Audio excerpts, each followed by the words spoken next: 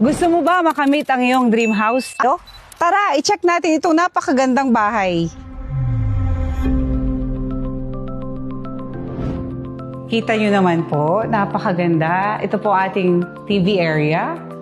And we also have the chandelier. Kita mo yung sobrang liwanag ng chandelier natin. So this is our countertops. Yung sa mga mahilig magluto, you have a wide space para magluto. This is actually granite. We have here also our microwave and our oven. So ito pong ating ref. Meron po tayo ditong double door. At meron din po tayo ditong lutuan. And so with this natural light, na kahit walang kuryente, maliwanag pa rin siya. And we also have our toilet and bath. And so with the color of our toilet and bath, napakaganda po ng kanyang design. And maid's room or guest room. Itong guest room natin, may cabinet na rin po. So kita nyo naman, napaka-welcoming po ng bahay. And ito pa guys, meron tayo ditong car park, nakakasya ang tatlo. Kasya isang pick-up or Innova or kotse. And then, meron din tayo ditong wash area. Kung kunyari maglilinis kayo ng car, pwede nyo pong gamitin. Or bago ka pumasok ng bahay, mag-wash hand ka muna. Or kung galing ka sa palengke, pwedeng linisin na dito bago ipasok sa loob. So ayan guys, pasok tayo sa taas. Tingnan nyo naman, napakaganda ng hagdanan. Ilaw pa lang. And also, hindi kayo madadapa sa gabi kasi may ilaw ang ating hagdanan. At hindi rin siya ganun kataas. So meron po tayo dito ng isang master's bedroom. Yan. With toilet and bath and walk-in closet. Ang kagandahan dito sa master's bedroom, meron po tayong jacuzzi. Ayan, napakaganda niya, di ba? Oh, so talaga makakapag-relax ka.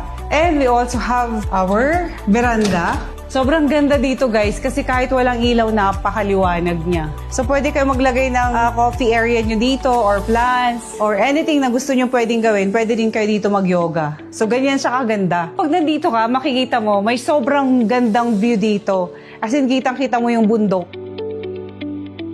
So dito tayo sa isang room na may kasamang toilet and bath. Sobrang ganda ng ating toilet and bath. Napakaliwanag. And so with this cabinet, yan po yung ating mga cabinet.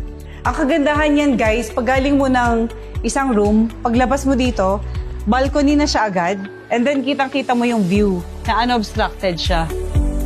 Ngayon punta naman po tayo sa third floor. Alam ko ma-amaze kayo sa sobrang ganda ng place na to. So this area, grabe ang ganda niya. Sobra family area siya or gathering area. Yung kanyang view, talagang mai-inlove ka. Kasi kahit walang ilaw, ang liwanag niya. Kita naman yung view ng mountains.